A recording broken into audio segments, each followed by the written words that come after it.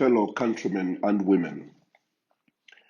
I would like to put it on record and express our deepest disappointment as the Movement for Multi-Party Democracy at the words that are coming from the Ministry of Health by the Minister himself and his spokesperson. We are disappointed deeply in the words of the Minister, disappointed deeply by the response and the behavior of the Ministry of Health to one specific request we made to government on behalf of the Zambian people concerning the COVID-19 vaccine.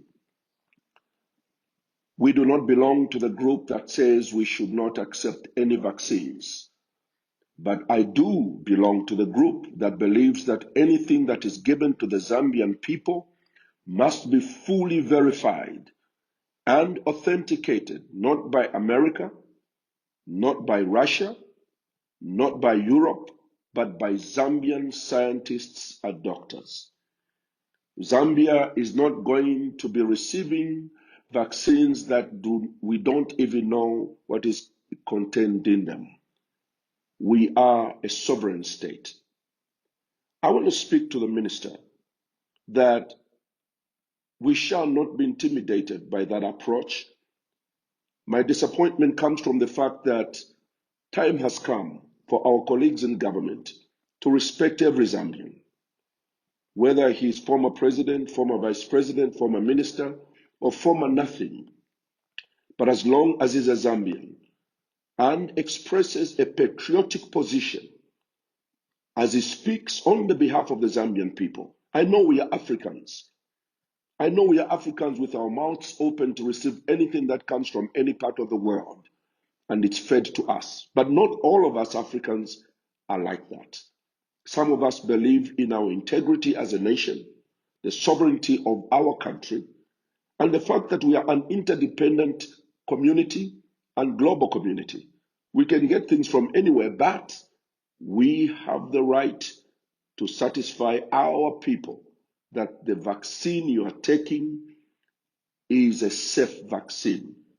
And by government, through the Minister of Health, getting angry at the statement I made, raises many questions. First of all, Mr. Chitalu, Dr. Chitalu, respect your colleagues, respect us, respect me. I have a history in this country as a leader for 44 years, as a church leader in a Christian nation with biblical concerns about certain activities that are going to come about as a result of this COVID-19. As a former vice president, I understand the obligation of government to explain every step we take to the people of the country. It's not easy to be in government. You can't just threaten us into taking a vaccine without you doing your homework, which is to verify, authenticate, and convince the Zambian people that this vaccine is safe. That's not asking for too much. Don't insult us by an attitude of making us look like we're doing politics. Politics, this is patriotism, insisting that the Zambian people are given the right stuff.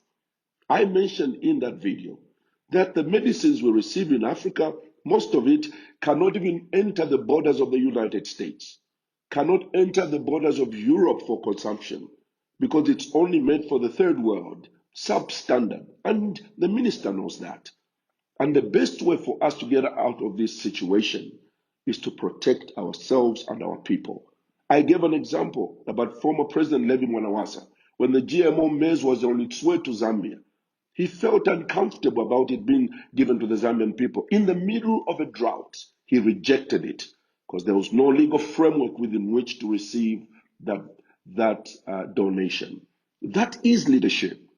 And we are asking for the same kind of leadership as we deal with the vaccine.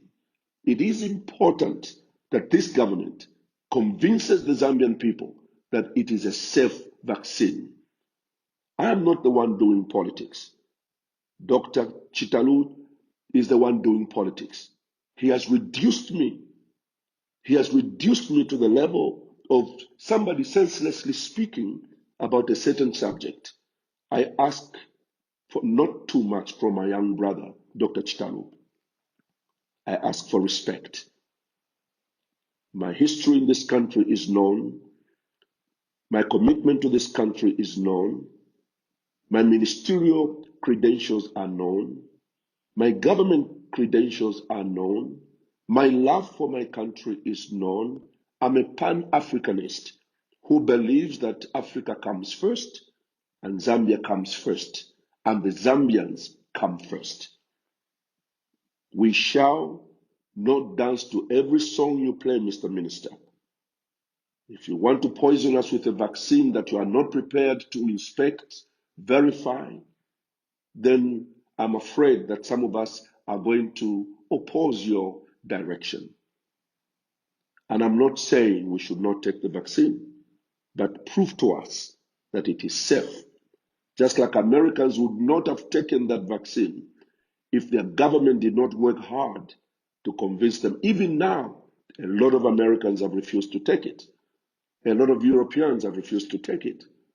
And so we have the right to ask the questions. This is a democracy and it's a sovereign state, and the decisions we make must be based on our sovereignty. I thank you.